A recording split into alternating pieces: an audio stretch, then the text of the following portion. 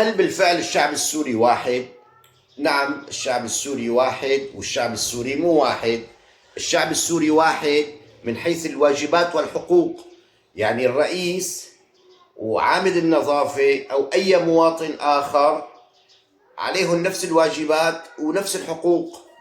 عليهم يقوموا بواجباتهم تجاه البلد وتجاه المجتمع، نفس الشيء، اثنيناتهم نفس الشيء، اثنيناتهم لازم يقوموا بالواجبات بنفس الأمانة وبنفس الصدق وبنفس الهمة، وعليهم ولهم حقوق نفسها كمان. يعني الرئيس والوزير والموظف والمواطن العادي والسمان والخضرجي والبياع المازوت كلهم عليهم لهم نفس الحقوق. من هالمنطلق هذا الشعب السوري واحد، نعم. أما من منطلق المبادئ والانتماء، لا طبعا الشعب السوري ما له واحد اكيد. يعني انا مثلا معقول انا مثل بشار الاسد او مثل شبيحه الاسد بقبل انه يكون انا وياهم واحد؟ لا، ما بقبل. انا وقاده الفصائل يلي اخذوا قتلوا تقاتلوا قاموا حطوا عملوا كل شيء، يعني ما بيعجبني. فمعقول انا وياهم نكون واحد بخندق واحد؟ لا، مستحيل. ما بقبل اكون معهم. يعني ما بقبل على مستوى المبادئ والانتماء انه كون انا وياهم واحد.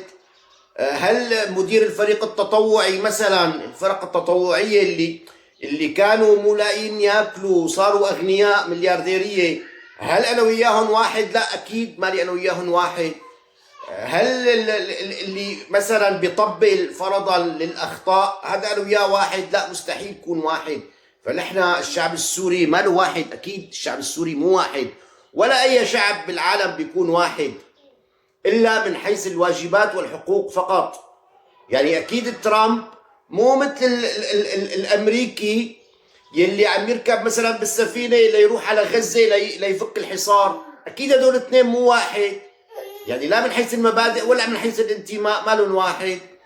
وكمان نحن نفس الشيء منا واحد، نحن الشعب منا واحد وما بصير نكون واحد اصلا. يعني اذا كنا واحد اما بدنا نكون كلياتنا انتماء واحد ومبادئ واحده خيره او شريره، هي مستحيله وهي مستحيله.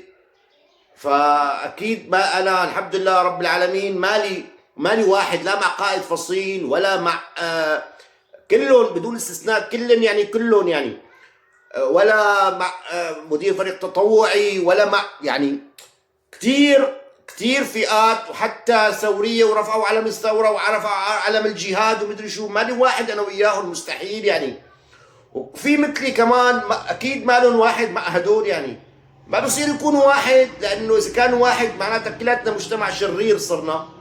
فالحمد لله انه منا واحد، لكن واحد نحن من حيث المبادئ، من حيث الواجبات والحقوق. انا علي حقوق، الي حقوق من بلدي لازم اخذها ولازم طالب فيها ولازم حصلها باي حال بدي احصلها. يعني حقوقي انا بدي احصلها، وبنفس الوقت في لي واجبات لازم ادفعها، علي واجبات لازم ادفعها. بس من هذا المنطلق الرئيس عليه واجبات انه يدفع فاتوره الكهرباء مثلا يعني يدفع فاتوره الكهرباء مثله مثل الخضرجي، مثل اي واحد. عليه واجبات تجاه البلد، تجاه المجتمع، تجاه مؤسسات الدوله،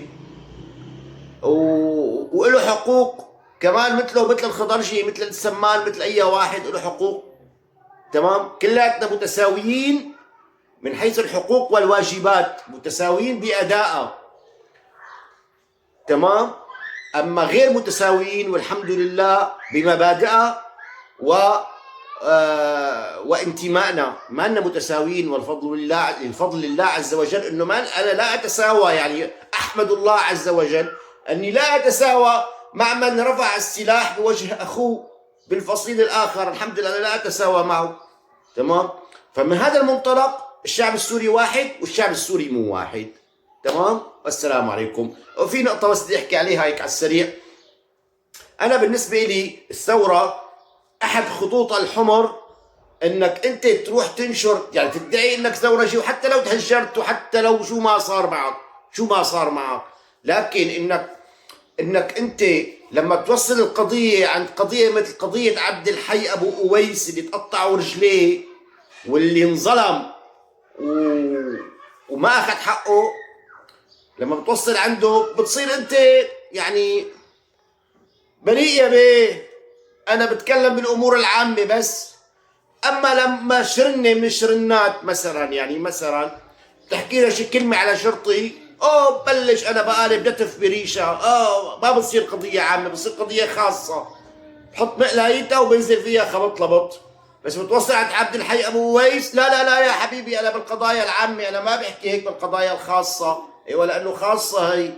السلام عليكم.